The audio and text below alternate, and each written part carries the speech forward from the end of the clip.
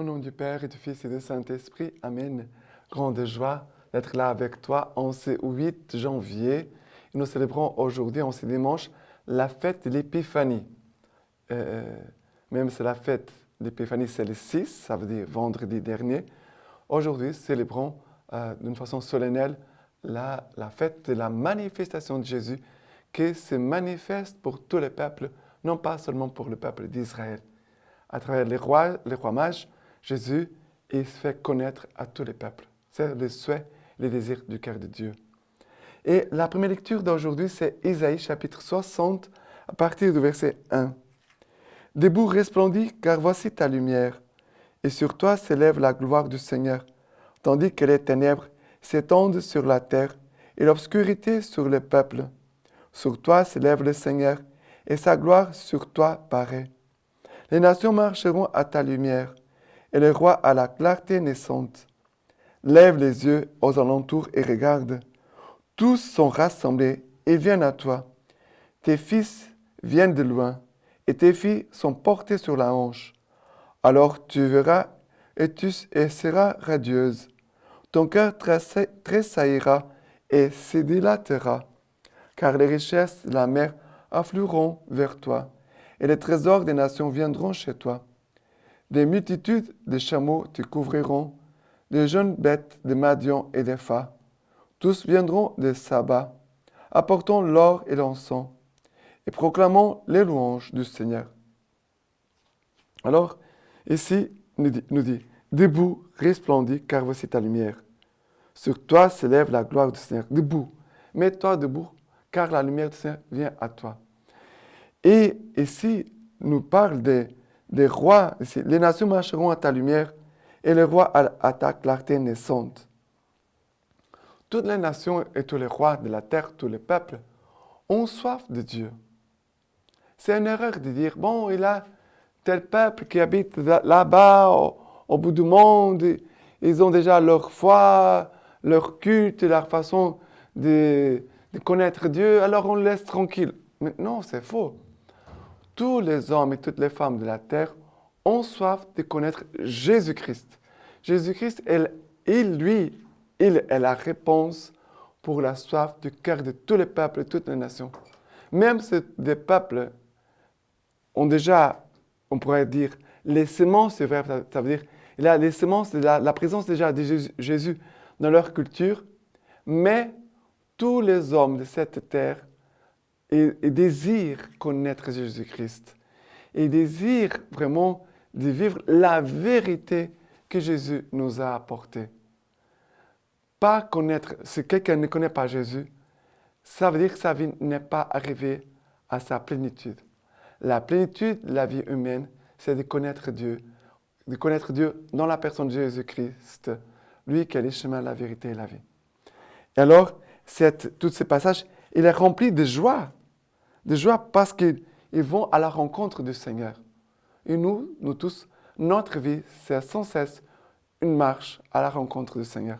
Aujourd'hui, là où tu es, tu dois te dire, je dois marcher à la lumière du Seigneur. Je dois m'avancer vers le Seigneur. Que chacun de nous puisse faire un pas de plus aujourd'hui à la rencontre du Seigneur. En attendant le jour définitif, ça veut dire le jour de notre mort, où nous serons vraiment en présence du Seigneur avec tous les saints pour l'éternité. Bon, maintenant, le psaume d'aujourd'hui, c'est le psaume 72, à partir du verset 1. Ô Dieu, donne au roi ton jugement, au fils des rois ta justice, qu'il rende à ton peuple sentence juste et jugement à tes petits. En ce jour, justice fleurira et grande paix jusqu'à la fin des lunes. Il dominera de la mer à la mer, du fleuve jusqu'au bout de la terre. Les rois de Tarsis et des îles rendront tribut. Les rois de Saba et de Séba feront offrande. Tous les rois se prosterneront devant lui. Tous les païens le serviront. Car il délivre les pauvres qui appellent et les petits qui sont sans aide. Compatissant aux faibles et aux pauvres, il sauve l'âme des pauvres. Alors, tous les rois de la terre, voilà, ils veulent te rendre tribut. Et après, il dit, Les rois de Saba et Séba feront l'offrande. Vraiment, nous voyons les trois grands mages comment offrir de l'or, l'encens, la myrrhe. Mais ici, ça veut dire que l'homme a soif de s'offrir à Dieu. L'homme, il veut se donner à Dieu, s'offrir à Dieu. Alors, avec les présents des mages, que chacun de nous aussi puisse renouveler son offrande. Et non pas seulement des choses matérielles, mais surtout notre vie. Ce que le Seigneur désire, c'est que nous puissions lui offrir notre vie et mettre notre vie à son service. Maintenant, la deuxième lecture d'aujourd'hui, c'est Éphésiens chapitre 3, à partir du verset 2. Car vous avez appris, je pense, comment Dieu m'a dispensé la grâce qu'il m'a confiée pour vous, m'accordant par révélation la connaissance du mystère. Ce mystère n'avait pas été communiqué aux hommes des temps passés, comme il vient d'être révélé maintenant à ses saints apôtres et prophètes. Dans l'esprit, les païens sont admis au même héritage, membres du même corps, bénéficiaires de la même promesse, dans le Christ Jésus, par les moyens de l'Évangile. Il dit, ici, nous dit la parole de Dieu, ce mystère qui avait été caché, maintenant, il s'est communiqué aux hommes. Il vient d'être révélé maintenant à ses saints apôtres et prophètes, dans l'esprit. Les païens sont admis au même héritage. Ça veut dire que dans cette fête des rois mages, sont tous les hommes, tous les peuples de la terre, qui maintenant font qui font qu'un seul peuple, une seule nation, un seul cœur, une seule âme, pour glorifier Dieu. Le désir de Jésus, c'est que sur la terre, il puisse avoir un seul pasteur et un seul troupeau. C'était le désir de Jésus. Et cette fête de l'Épiphanie, c'est Jésus qui veut rassembler tous les hommes, tous les peuples, toutes les femmes, tous les enfants, pour devenir un seul peuple dans la communion de l'Esprit. Et que dans cette communion, dans cette unité, vraiment Jésus qui est là au milieu de nous, comme il a promis, nous puissions vraiment nous unir à Jésus et aussi de les connaître et de connaître sa personne aussi au milieu de nous et aussi à travers son Église. Un seul peuple, une seule Église, une seule foi, un seul baptême, un seul troupeau, un seul Seigneur et Dieu unique de tous. Voilà la joie de cette fête que nous célébrons aussi l'unité. Jésus veut nous rassembler. Non, nous ne soyons pas dispersés, divisés, mais unis, rassemblés dans l'unité, dans la miséricorde. Unis dans la miséricorde. C'est notre thème pour toute cette année, unis dans la miséricorde. C'est ça que Jésus commence à faire aujourd'hui dans cette fête. Et maintenant, l'évangile d'aujourd'hui, c'est Matthieu chapitre 2, à partir du verset 1. Jésus étant né à Bethléem de Judée, au temps du roi Hérode, voici que des mages venus de l'Orient arrivèrent à Jérusalem en disant, « Où est le roi des Juifs qui vient de naître? Nous avons vu, en effet, son astre à son lever et sommes venus lui rendre hommage. » L'ayant appris, le roi Hérode ému et tout Jérusalem avec lui.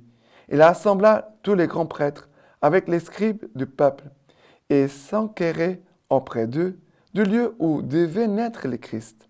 À Bethléem de Judée, lui dirent-ils. Ainsi, en effet, est-il écrit par les prophètes.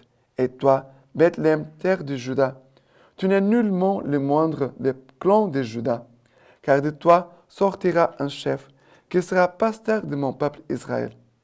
Alors Hérode manda secrètement les mages, se fit préciser par eux le temps de l'apparition de l'astre, et les envoya à Bethléem en disant, « Allez-vous renseigner exactement sur l'enfant, et quand vous l'aurez trouvé, avisez-moi, afin que j'aille moi aussi lui rendre hommage. » Sur ces paroles du roi, ils se mirent en route, et voici que l'astre qu'ils avaient vu à son lever les précédait jusqu'à ce qu'il vint s'arrêter au-dessus de l'endroit où était l'enfant.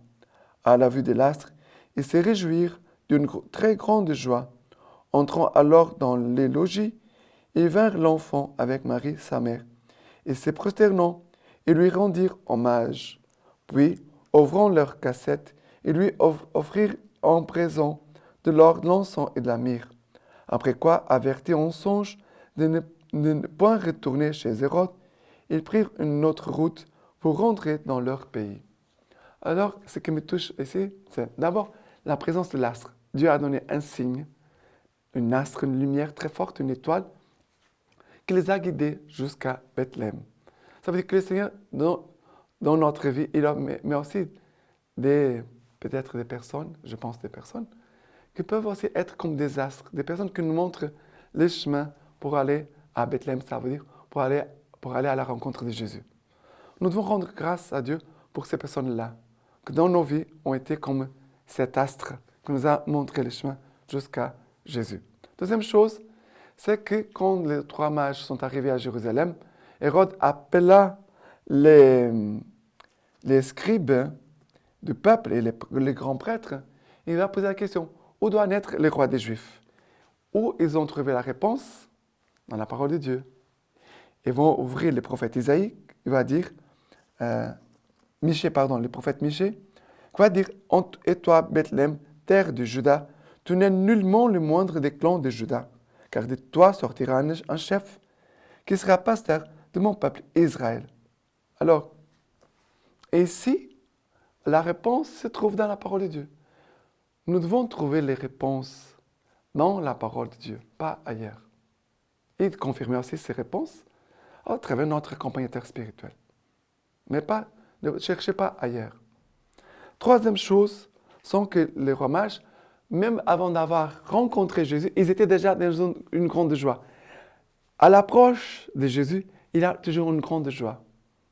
Et quand ils sont arrivés, ils vont se prosterner, ils vont se mettre à genoux. Ça veut dire que des gens importants, riches, des savants, des intellectuels, des scientifiques, voilà, tout ça, ils vont se prosterner à genoux pour manifester que devant eux, il y a celui qui est plus grand que toute la science, toute la connaissance, toutes les richesses, tout ce qu'il y a sur cette terre. Très important, les gestes, les ramages, qui représentent, on pourrait dire, toutes les connaissances, la sagesse des hommes, qui, devant la sagesse de Dieu, se plient humblement. Troisième chose, encore une autre chose, c'est qu'ils vont offrir de l'or, de l'encens et de la myrrhe. De l'or manifeste la divinité de Jésus. Il est roi. De l'encens, ça veut dire que Jésus, il est le grand prêtre. L'encens, c'est pour les prêtres, pour offrir un sacrifice, les prières. Ça veut dire que les rois mages reconnaissent en Jésus qu'il est Dieu, qu'il est roi. Ils reconnaissent en Jésus qu'il est le grand prêtre, l'unique et vrai et éternel prêtre pour l'éternité. Ils vont reconnaître aussi, à travers la myrrhe, qu'en Jésus, il a les sacrifices. Les sacrifices qui vont nous donner le pardon de tous nos péchés et qui va nous conduire à la vie éternelle. Voilà quelque chose de très important qu'il faut retenir. Et en remarquant qu'à la fin, ils vont prendre un autre chemin. Après avoir rencontré Jésus, une rencontre forte avec Jésus va nous permettre et doit nous conduire à un nouveau chemin.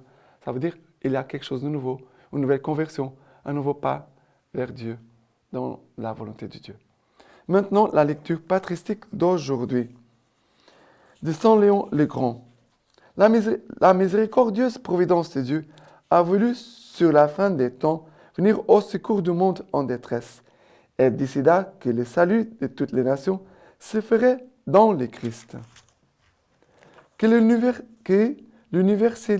l'universalité des nations entre donc dans la famille des patriarches, que les fils de la promesse reçoivent les bénédictions en appartenant à la race d'Abraham, si que les faire renoncer à leur filiation charnelle, en la personne des 3 mages, que tous les peuples adorent le Créateur de l'univers, et que Dieu ne soit plus connu seulement en Judée, mais sur toute la terre entière, afin que partout, comme en Israël, son nom soit grand. Maintenant, je vous laisse la bénédiction par les mains toutes pures de la Vierge Marie. Que Dieu Tout-Puissant vous bénisse et vous garde, le Père, le Fils et le Saint-Esprit. Amen.